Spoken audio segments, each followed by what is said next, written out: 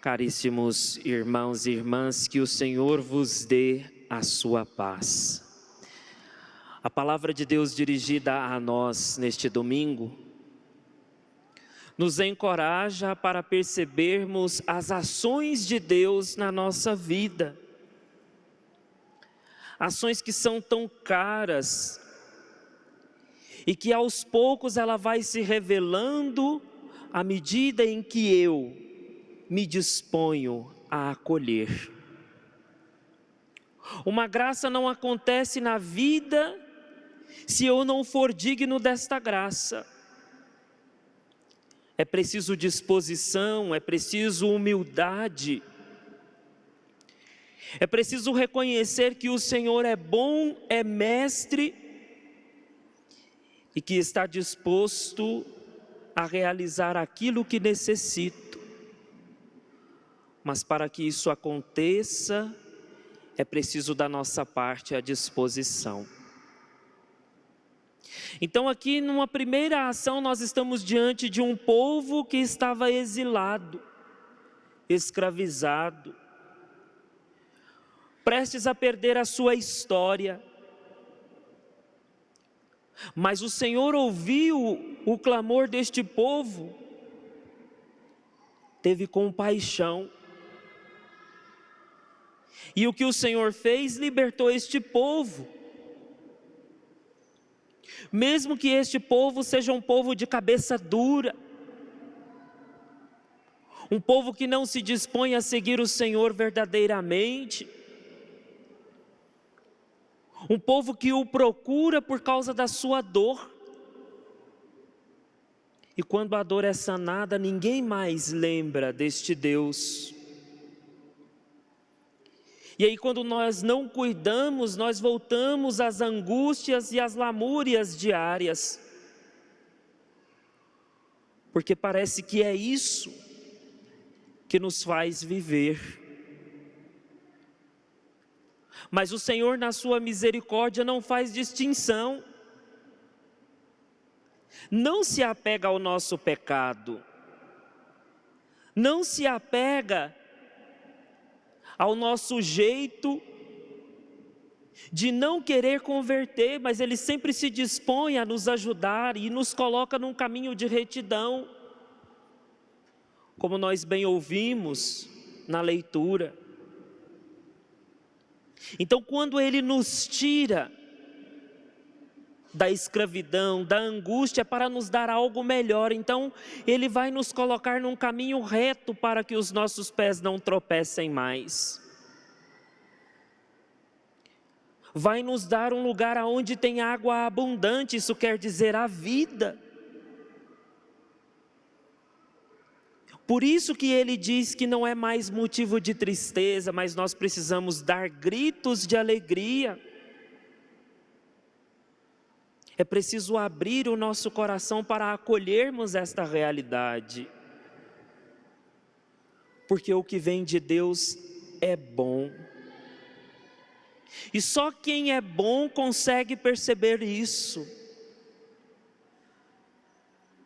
Então esta é a primeira ação. Nós estamos diante de um Deus de misericórdia. E quando Ele diz que vai libertar a todos, é do menor ao maior. E aqui está incluído também aqueles que têm dificuldade em enxergar, os cegos. Cegos porque nasceram assim, ou uma cegueira que foi causada ao longo da vida, e isso lhe colocou à margem.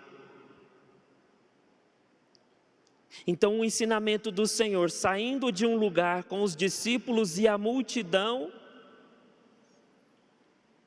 encontra-se com aquele homem marginalizado. E ali de repente aquele homem começa a gritar. E o grito do Senhor, o grito pelo Senhor é para que Ele tenha misericórdia dele. Então nós estamos diante de duas realidades. A multidão que segue, nós precisamos fazer a pergunta: será que a multidão tem entendimento do que é o seguimento de Jesus? Esta multidão também somos nós. Será que nós estamos compreendendo a realidade que nós pedimos ao Senhor? Ou nós estamos vindo porque temos dores e queremos que estas sejam sanadas? Porque isso não gera em nós compromisso. Isso não nos faz ir ao encontro do Senhor com disposição. Isso nos faz ter uma busca vazia de Deus. O nosso coração se torna vulnerável. E aí nós vamos aonde nós nos sentimos bem e nunca nos comprometemos. Porque curada uma dor, nós voltamos à miséria que nós somos. E aí estamos mais uma vez pedindo ao Senhor que nos cure. Então a pergunta de nós que fazemos parte desta multidão, que segue o Senhor. E ali quando aquele homem descobre que é Jesus quem passa, começa a gritar. Quantas vezes no nosso caminho existem pessoas que estão gritando e nós, com a nossa rasa compreensão de que está tudo bem, nós dizemos para ele: cala. Nós queremos abafar a voz de quem nos incomoda. E este homem gritava com mais força ainda. E o Senhor considera aquele clamor. Mais uma vez o Senhor não nos olha como deveria olhar por causa dos nossos pecados. Então o Senhor manda chamá-lo. E nisso desperta na multidão que o Deus não é nosso. Que Deus não está só a meu serviço. E a multidão despertada se aproxima daquele homem e diz: coragem, o Senhor te chama, mas esta coragem é para ela também. Porque quando o Senhor faz isso diante dos nossos olhos, Ele está chamando a nossa atenção que é assim que também nós devemos fazer. E diz que aquele homem arranca o manto e um pulo vai ao encontro do Senhor. Talvez muitos de nós carregamos mantos que nos faz ser acomodados. Talvez muitos de nós acostumamos com a vida marginalizada, porque temos medo da novidade, temos medo quando o Senhor nos chama, porque quando o Senhor chama, não é à toa, mas é para fazer de nós discípulos, para nos comprometer com a realidade que Ele nos chama, para termos a docilidade da misericórdia, o cuidado, para manifestarmos este cuidado a quem necessita. Então aquele homem levanta, se aproxima do Senhor e olha a pergunta, o Senhor diz: o que queres que eu te faça? Já imaginou o Senhor fazer uma pergunta dessa para nós? Quantos de nós se aproxima, às vezes, dos espaços sagrados, o sacrário, na igreja, diante de uma imagem, e coloca ali a sua oração, o seu clamor, e o seu coração é disponível para a resposta? Porque se ele não é, a gente vai continuar pedindo. E se nós não temos uma coisa que é importante na nossa vida que se chama fé, a gente se cansa. Então ali na hora que o Senhor faz a pergunta para aquele homem, é porque há tantos anos ficou ali marginalizado, esperando a oportunidade. Então não teve medo de gritar, não teve medo da opressão, da rejeição das pessoas, porque era ele e Deus. Mestre, que eu veja.